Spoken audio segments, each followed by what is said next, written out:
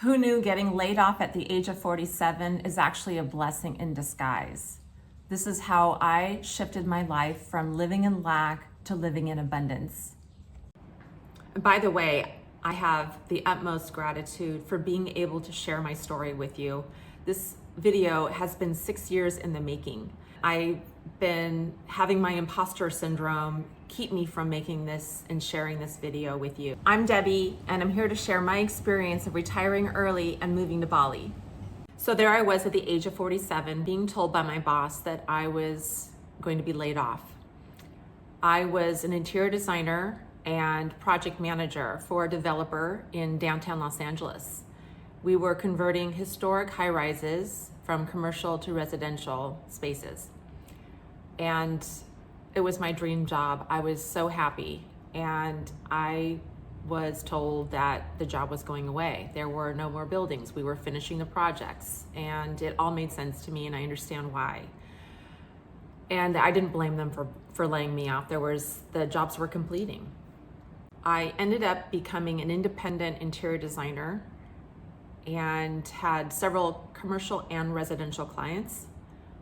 I still felt uneasy. I was not liking the fact that I had to chase new clients. I didn't like the fact that I was always worried about money. And even though one of my commercial clients was paying me well over $100 an hour, it was not enough money for me. And the fact that I was freaking out really had me wanting to make a change. I had so much fear and anxiety. And I also had kind of a PTSD because 10 years earlier, I was closing down my business. I had a home improvement business. And because of the financial crisis and the housing market crash, our business was not viable. So we closed down the business. So here I am again without a job or without income, freaking out, even though I had some clients. But the fact that I have to keep chasing clients was not going to be a viable solution for me to feel secure. And what would make me feel secure? I don't even know if a job would have made me feel secure, because this has been a roller coaster I've been on for as long as I can remember. There's been many situations in my life where I have a great job and then it's gone. And then I have a great job and it's gone. And it was just a very uncomfortable pattern that caused a lot of anxiety for me.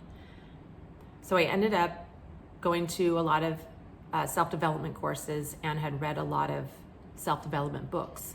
One of the books that had really made a difference for me was The Power of the Subconscious Mind by Joseph Murphy.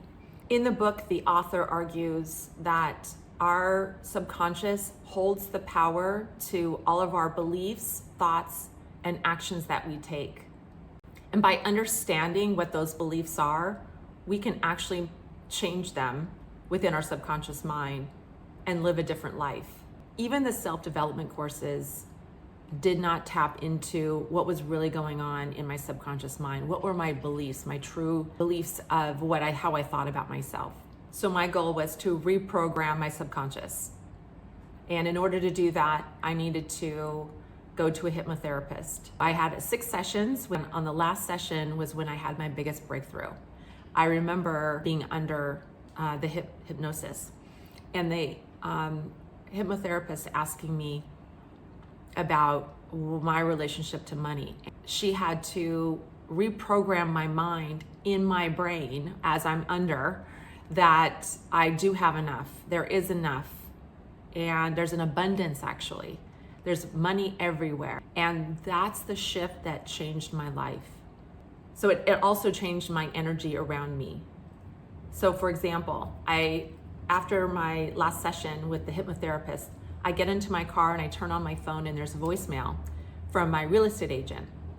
And he was leaving me a message asking me if I was interested in selling my house. I forgot that I owned a home. I wasn't living in it because I couldn't afford the mortgage. I had rented it out. So I was living actually in a small room, renting from a friend. and living a small life mentally, physically, etc.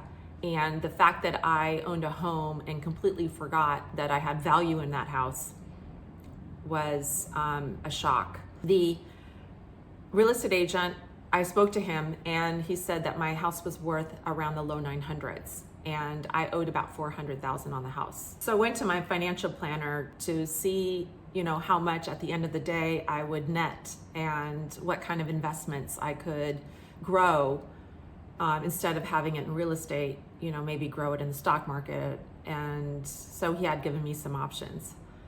At the end of the day though, it still did not shift from me living in that small bedroom. So I needed to think outside of that small bedroom. In order to do that, I needed to leave. So I got on a plane and I went to outside the United States, and I went to Cozumel and I went to Costa Rica and realized that I needed to leave the United States altogether for me to start to shift my mind in a positive way. So unfortunately, those places were not comfortable enough. I didn't feel comfortable enough to move to. So I ended up going back to, I have a friend that lived in Bali, Indonesia, and I had been to Bali several times. And I called her up and I said, well, I think I'm gonna come visit you because I maybe wanna move there. She said, come on over. And I ended up staying in Bali for 3 weeks, where I learned how to figure out where I was gonna live, what I would do every day, how my living situation, and come up with a budget. And I ended up with $1,100 a month was gonna be the cost of living. That's including rent, food, entertainment, getting my nails done, which I don't do anymore. So all that stuff ended up being about $1,100 a month. So, okay, I go back to my financial planner and he said, oh yeah, well, based on that, you can live just on your income that you get or the equity that you get from the house, and that'll last you 30 years. But that's without even investments. So I was like, okay, I think I can do it. And I go back to the United States, sell my house, sell all my stuff, and I realized how much stuff that I had. And I moved to Bali. And that was 6 years ago.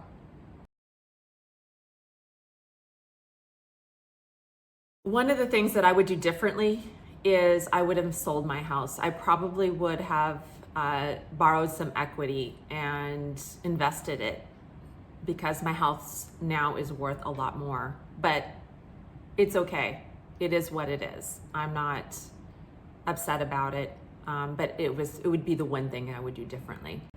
The things that I missed so much were my family and my friends. I really didn't miss much anything else, to be honest with you.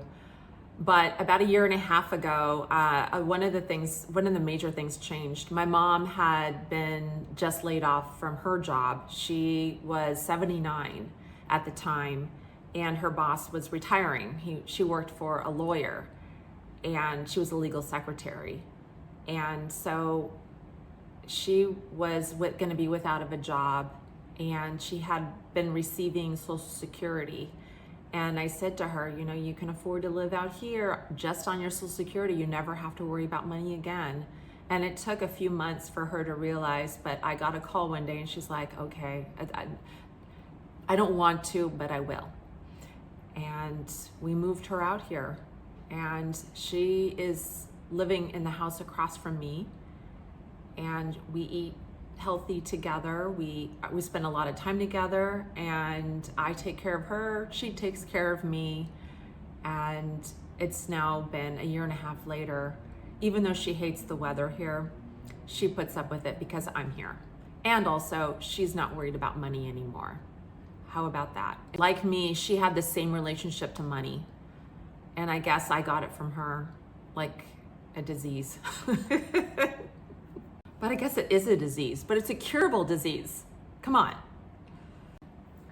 My friends said that I was brave to move across the world, but I responded, I would be more brave if I stayed, because, again, living that small life, that small room, I had to actually change my environment. I had to change my personality.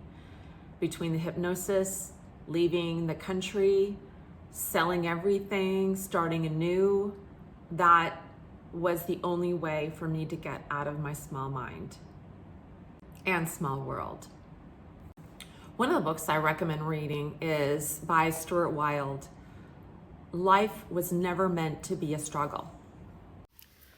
Wilde suggests that you focus on all the opportunities and good things around you instead of worrying about not having enough.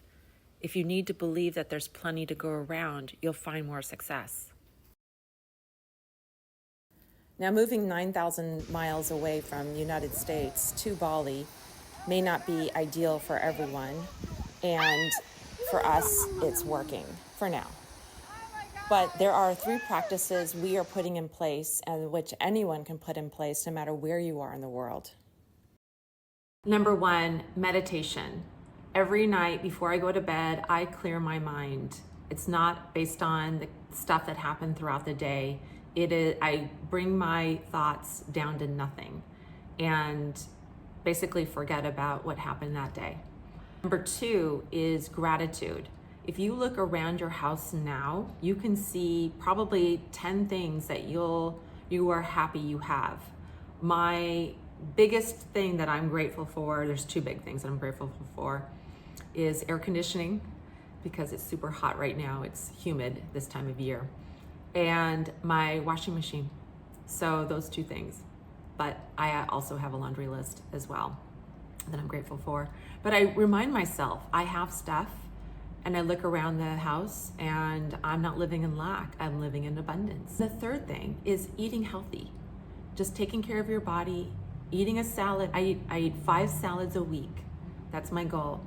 And I feel good, I have energy around it, and those are the 3 things that I recommend. Meditation, gratitude, and healthy eating are intended to be practices that help you focus on taking care of yourself. Please, share your comments of what your thoughts are about this video. Maybe you have some questions around moving out to another country. Maybe you have questions about selling your house. Don't do it. Yeah, so just love to hear your stories. Thanks. Thanks again for watching this video. I really do appreciate you. If you're interested in learning more about my minimalist retired life in Bali, please subscribe to my YouTube channel for weekly updates.